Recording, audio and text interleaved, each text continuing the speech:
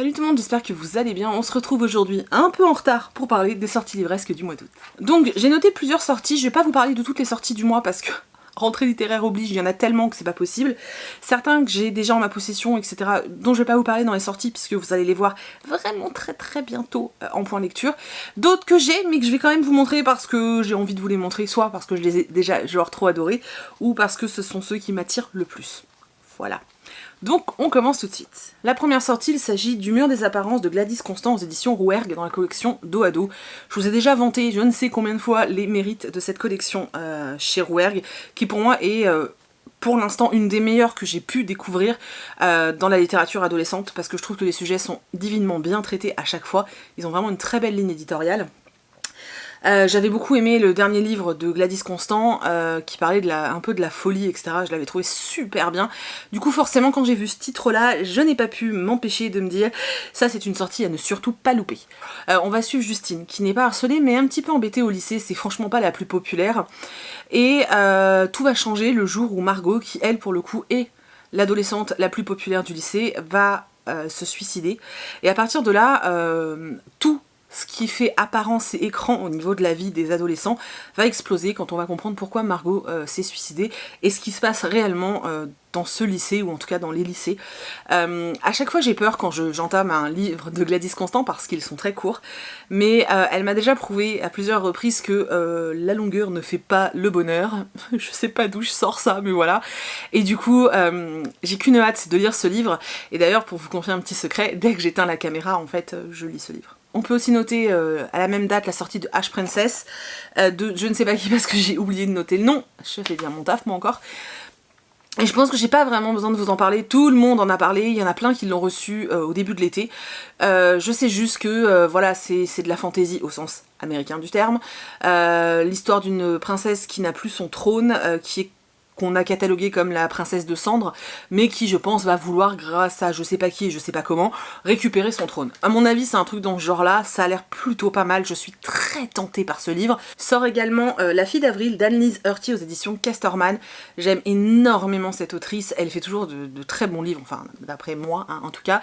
Pour ceux qui n'arrivent pas à la remettre, c'est l'autrice de Sweet 16 qui parlait de ségrégation raciale, et là on la retrouve encore dans un sujet assez fort. On est dans les années 60, on va suivre une jeune fille qui va découvrir une véritable passion pour la course à pied, sauf que déjà l'athlétisme à l'époque c'était pas non plus le truc de fifou, mais alors en plus quand t'es une femme t'es pas du tout prédestinée à ce genre de choses dans les années 60, donc on va suivre le parcours de cette jeune fille qui je pense va tout faire pour faire changer les mentalités. En tout cas c'est vraiment ce que j'attends de ce roman. Pareil, il sera lu d'ici un jour ou deux, donc j'espère vous faire un retour rapidement, mais c'est une sortie que je me suis notée parce que ça a l'air dingue. Encore une sortie Casterman, donc Les Vanderbicker de Karina Yann Glasser aux éditions Casterman.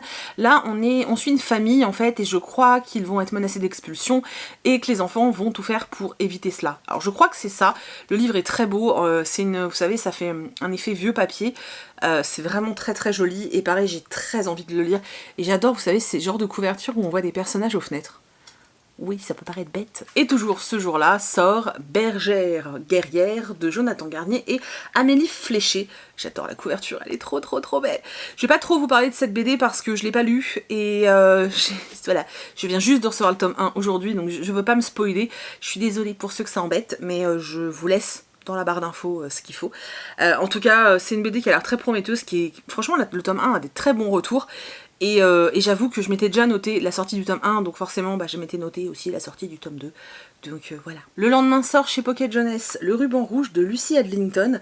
Là on va suivre une jeune fille qui s'appelle Ella, qui a 14 ans, qui est couturière, sauf que on est pendant la Seconde Guerre mondiale, et c'est une couturière particulière parce qu'elle travaille dans un atelier où ils confectionnent les uniformes des nazis il me semble. Elle est prisonnière dans un camp en fait, donc voilà, on va être entre couture et camp de concentration. J'attends vraiment de savoir ce que ce livre a dans le bide, parce que j'en attends beaucoup, ça fait longtemps qu'il me tente, et là le fait qu'il soit sorti je suis trop heureuse, et j'ai vraiment hâte de le lire, donc voilà. Sort également à la collection R Jeunesse, Chasseur de livres le tome 3, j'ai lu que le tome 1 pour le moment, je vous en ai pas encore parlé, je suis désolée, un tome 1 que j'ai vraiment beaucoup aimé, le tome 3 sort, donc je me suis noté sa sortie évidemment. Je me suis également noté la sortie de Signes particuliers transparentes chez Syros. C'est l'histoire d'une jeune fille qui est transparente, voilà tout simplement. Ouais, j'avais très envie de voir ça parce que le dernier livre que j'ai tenté de lire sur ce sujet, ça avait été un énorme flop et du coup j'avais envie de voir ce qui pouvait être proposé d'autre. Je lis pas beaucoup de livres de chez Syros parce que peu sorties m'intéressent, mais pour une fois que j'en ai trouvé une qui vraiment me tentait, je me suis dit qu'il fallait que je vous le dise et fallait que je me la note surtout parce que pour le coup celui-là me tente vraiment beaucoup et j'essaierai de me le procurer pour découvrir cette histoire tout simplement. Et ensuite sort un thriller, je crois que c'est chez La Bête Noire, qui s'appelle Sur le toit de l'enfer. Il me semble que ça se passe dans les montagnes en Italie, qu'on va retrouver un corps, hein, et à côté un épouvantail et qu'il va y avoir une enquête.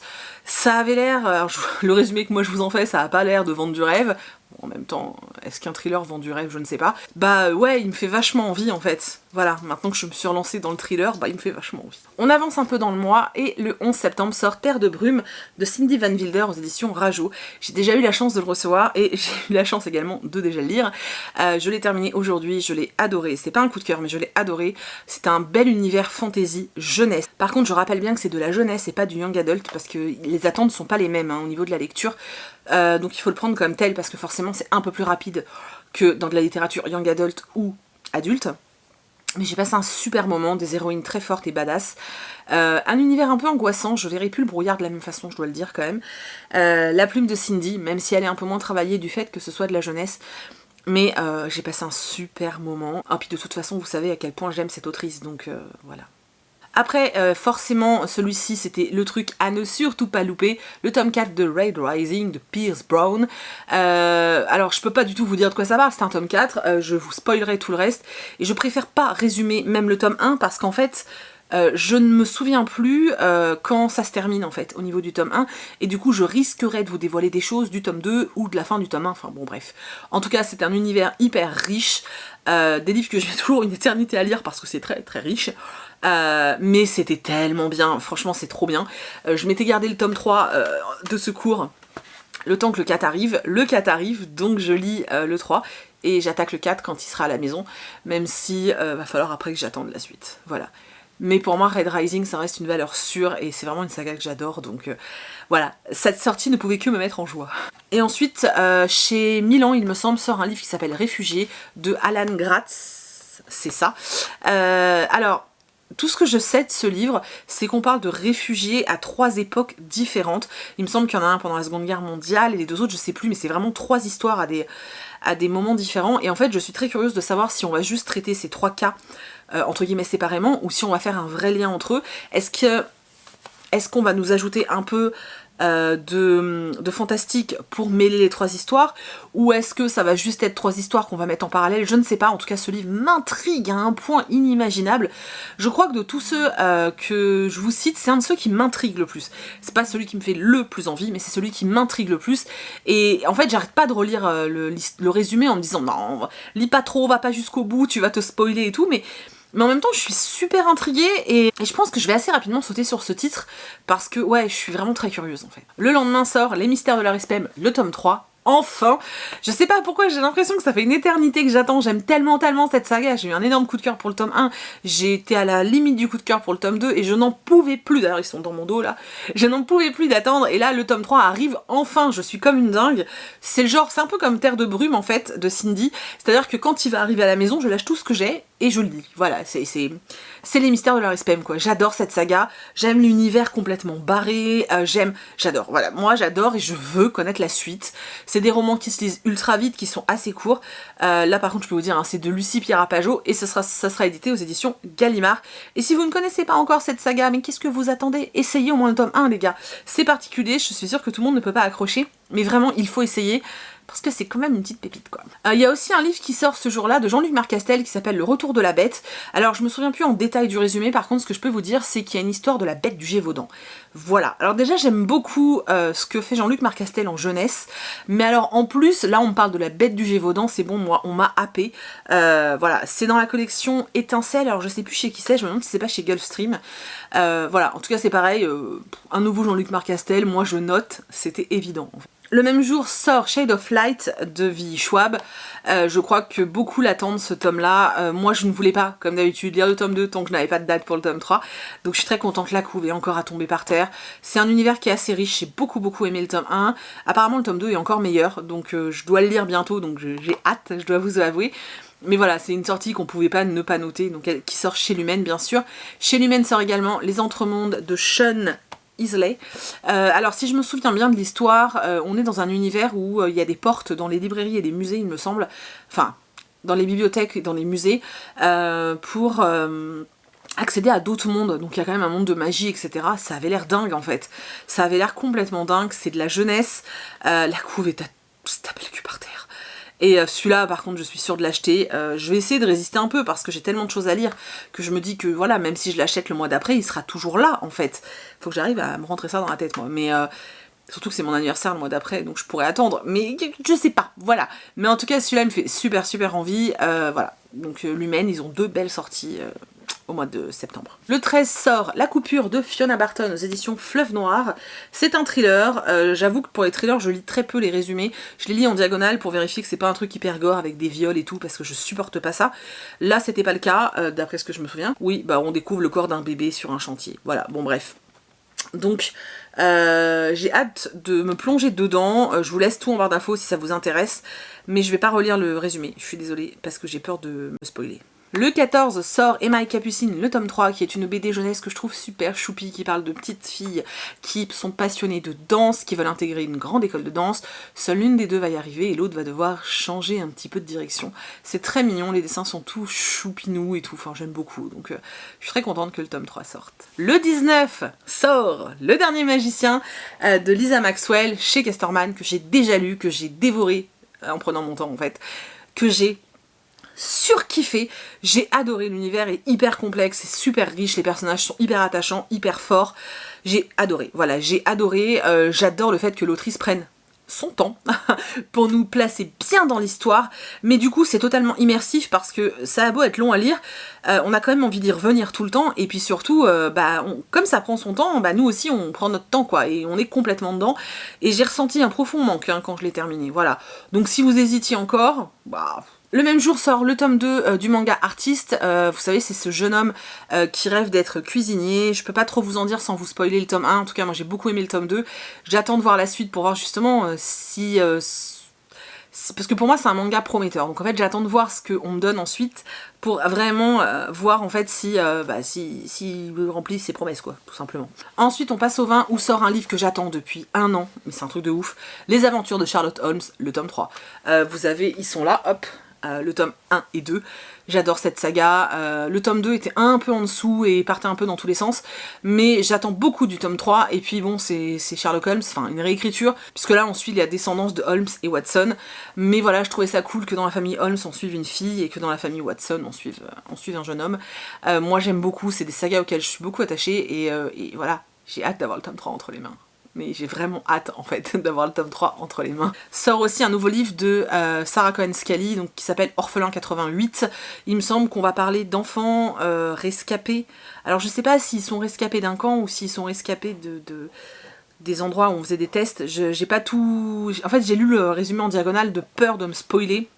En tout cas voilà, on reste dans ces thématiques là, des enfants qui à mon avis sont assez particuliers, peut-être dans la même lignée que Max, qui est du même auteur, enfin de la même auteure, parce que c'est une femme. Moi de cette autrice j'ai lu les livres qui sont sortis chez Electrogène, donc j'ai lu Phobie et Jingo, que j'ai plutôt bien aimé, et c'est vrai que en plus jeunesse j'avais pas encore tenté. J'ai Max dans ma palle, je l'ai pas encore lu, mais alors celui-là, Orphelin 88, il me fait trop envie quoi, c'est de la folie quoi. Voilà, j'ai trop envie de le lire. Et j'étais un peu étonnée qu'il soit chez la collection R, mais bon, c'est comme ça. Ensuite, il y a un livre qui sort, qui s'appelle Le fabricant de poupées de Cracovie, de H.M. Romero. Regardez-moi cette couverture. Enfin, je veux dire, si déjà avec ça, vous avez pas envie de le lire, je ne sais plus, je ne sais pas quoi vous dire. Et là, je suis pas très sympa, parce qu'en fait, je vais pas pouvoir vraiment vous aider, parce que je ne me souviens plus du tout En fait, pour être parfaitement honnête, là actuellement j'ai une brève idée, mais j'ai peur de dire une grosse connerie. Donc je préfère m'abstenir que de vous dire n'importe quoi en fait. N'hésitez pas à aller vous renseigner, en tout cas je sais que ce livre me faisait trop de l'œil. Et que j'ai vraiment hâte de le recevoir et j'ai vraiment hâte de le lire en fait. Voilà, c'est tout ce que je peux vous dire, mais j'ai tellement peur de dire une connerie que je préfère rien dire. Désolée. J'ai noté aussi un thriller ce jour-là qui s'appelle L'assassin de ma sœur de Flynn Berry, je crois que c'est chez Presse de la Cité. Alors si je me souviens bien, on va suivre une jeune femme qui revient dans un village en fait pour voir sa sœur, et en fait sa sœur est morte, elle a été assassinée. Et elle va décider d'elle-même mener l'enquête parce qu'elle trouve que les autorités locales en fait ne font pas bien leur travail tout simplement, donc elle va mener l'enquête pour découvrir l'assassin de sa sœur. Ce qui moi m'attire en fait dans ce roman, c'est tout le côté, vous savez, petite ville en fait. Apparemment c'est une ambiance assez fermée, un peu peut-être étouffante, où justement ils sont en train de mener elle veut mener cette enquête mais que c'est compliqué parce que tout le monde se connaît, tout le monde s'entraide, et voilà, on est dans cette ambiance un peu peut-être pesante des petites villes, et moi c'est ça qui m'a fait noter ce titre clairement, donc voilà. Ensuite le 21 c'est du graphique, donc sort le tome 2 de Moriarty, le manga, que voilà, le tome 1 était un gros coup de cœur, mais vraiment un gros coup de cœur, j'ai adoré.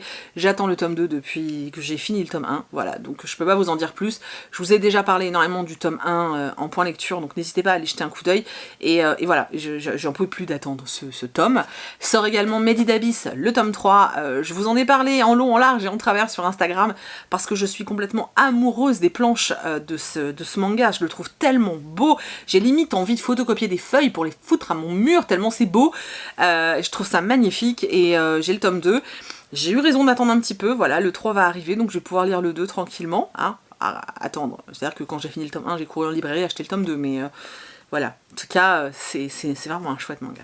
Et le dernier graphique qui sort ce jour-là, il s'appelle Les filles de Salem, c'est de T. Gilbert, c'est chez Delcourt je crois, voilà, c'est une BD autour des sorcières de Salem. Je peux pas vous en dire plus parce que je veux pas en savoir plus, c'est tout ce que moi j'ai vu quelques planches qui ont l'air plutôt, vous pouvez les chercher hein, quand vous cherchez dans Google Images, qui ont l'air plutôt prometteuses, donc ça m'intrigue plutôt pas mal. J'irai le feuilleter vraiment en librairie, et si je vois qu'il me plaît autant que ce que j'imagine, en tout cas, je foncerai. Et le dernier livre dont je vais vous parler pour ce mois de septembre, c'est le tome 2 de l'Anti-Magicien, donc qui sort le 27. Voilà, j'ai beaucoup aimé le tome 1, même s'il y avait quelques faiblesses, j'ai quand même envie de connaître la suite pour voir justement si on rehausse le niveau. Surtout que je vous ai dit qu'au milieu du tome 1, un personnage qui est pas vraiment humain, que moi j'ai juste adoré, qui devient plus présent en fait dans la fin du tome, et qui je pense sera là dans le tome 2 puisqu'il devient le compagnon du personnage principal. Donc j'ai vraiment hâte de voir cette évolution là, j'ai envie de voir si les petits clichés, les petites choses qui m'ont gêné dans le tome 1 sont cassées dans le tome 2. Donc voilà, c'est la dernière sortie du mois de septembre que je me suis notée. Là je vous ai parlé que de celles qui m'intéressent le plus, mais il y en a tellement qui sortent en septembre, c'est vraiment de la folie furieuse. Donc n'hésitez pas à aller jeter un coup d'œil en librairie, fureter sur les tables des libraires, il doit y avoir plein de petites pépites à trouver, c'est ce que je préfère moi de toute façon, ou aller à la médiathèque et demander à votre bibliothécaire les nouveautés, les nouvelles sorties. J'espère que cette vidéo vous a plu, je suis désolée de pas m'être étalée sur certains titres, mais très sincèrement, comme moi j'ai pas envie d'être spoilée, c'est compliqué de vous présenter ça en vous faisant des résumés très succincts, enfin voilà, bref, je pense que la majorité d'entre vous le comprennent. En tout cas, j'espère que j'ai suscité votre intérêt sur certains titres, n'hésitez pas à me dire lesquels, quels sont pour vous les incontournables du mois de septembre, n'hésitez pas à me faire une liste même de choses que moi j'ai pas citées, parce que j'ai pas pu tout voir, c'est impossible, il y en a beaucoup trop qui sortent en ce moment, et je suis très curieuse de savoir ce qui vous intéresse pour cette rentrée littéraire. Voilà, je vous fais plein de très gros bisous, je vous remercie d'avoir regardé cette vidéo jusqu'au bout comme d'habitude, et je vous dis à bientôt, bye.